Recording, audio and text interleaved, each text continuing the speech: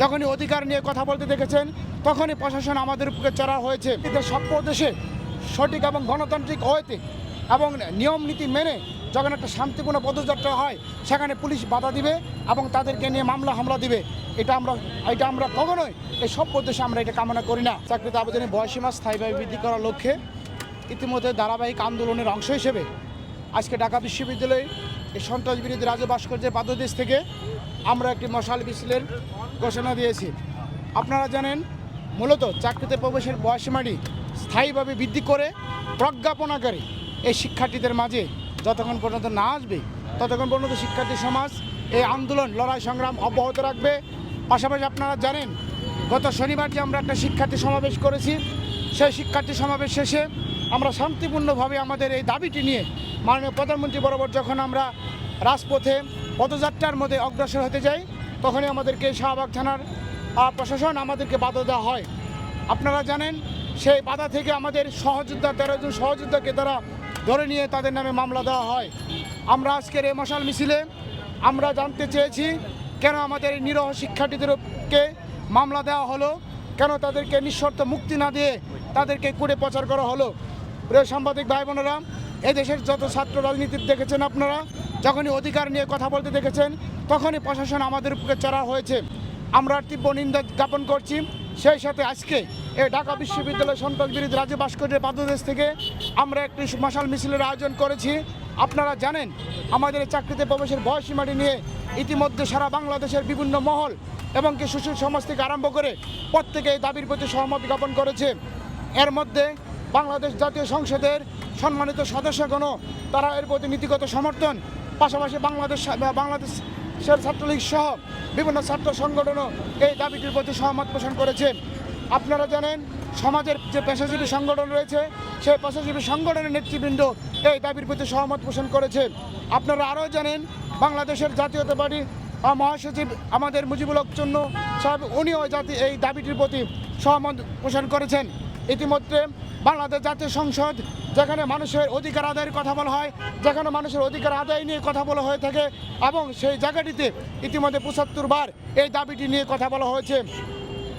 আমরা প্রিয় সাংবাদিক ভাই বোনেরা এই দাবিটির বাস্তবতা এবং যুক্তিকতা আপনারা ইতিমধ্যে জেনেছেন। 2020 সালে যখন করোনা মহামারী শুরু হয় তখন বাংলাদেশের লক্ষ লক্ষ তরুণ শিক্ষার্থীরা তাদের জীবন থেকে প্রায় 3টি বছর হারিয়ে যায়।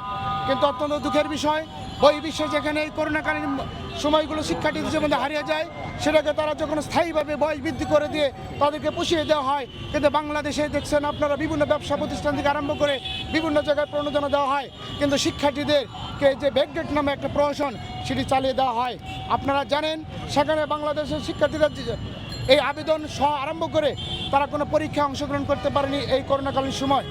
কিন্তু বাস্তবতা হলো সরকার একটি ব্যাকডেট দেয় যেখানে 13 মাস ব্যাকডেট কার্যকর ছিল, বাকি ছিল মক্কাল ফল। আপনারা জানেন সেখানেও যারা প্রকৃতপক্ষে করোনায় ক্ষতিগ্রস্ত হয় তাদেরকে সেই ব্যাকডেটের আওতায় আনা হয়নি।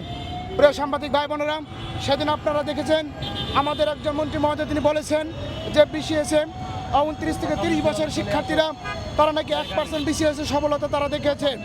আমি আপনাদের মাধ্যমে পরিষ্কার করে বার্তা দিতে চাই 2022-23 সেশনে শিক্ষার্থীরা সেখানে অংশগ্রহণের প্রবণতা থাকে 100%।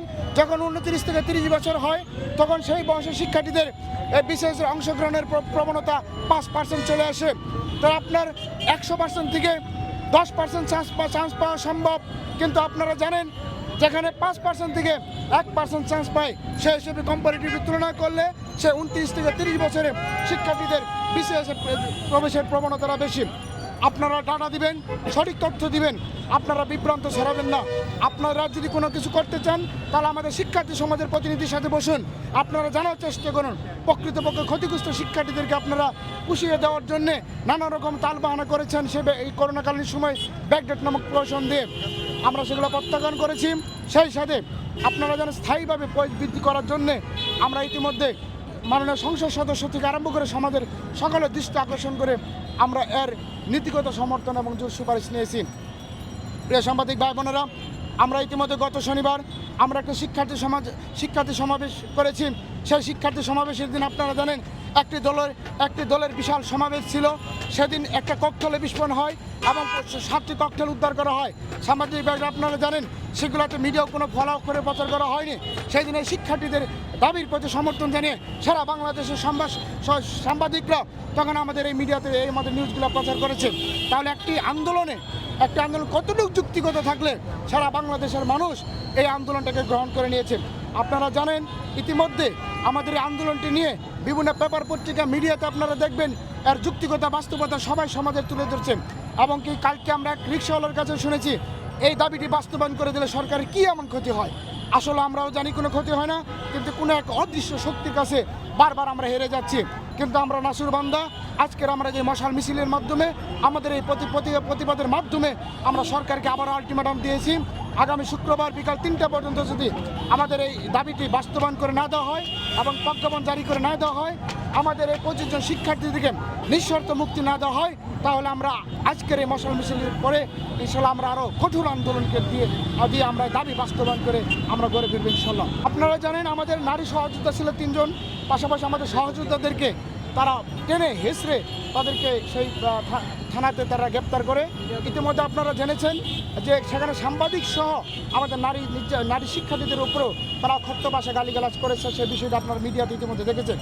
আপনারা জানেন যে একটি সভ্য দেশে সঠিক এবং গণতান্ত্রিক ওয়েতে এবং নিয়ম নীতি মেনে যখন একটা শান্তিপূর্ণ পদযাত্রা হয়, সেখানে পুলিশ বাধা দিবে এবং তাদেরকে নিয়ে হামলা দিবে। এটা আমরা কখনোই এই সভ্য দেশে আমরা এটা কামনা করি না।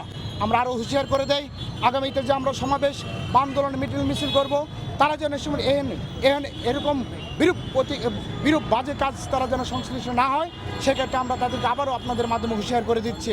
আমাদের আন্দোলন চলমান থাকবে যতক্ষণ পর্যন্ত না দাবি বাস্তবায়ন হবে।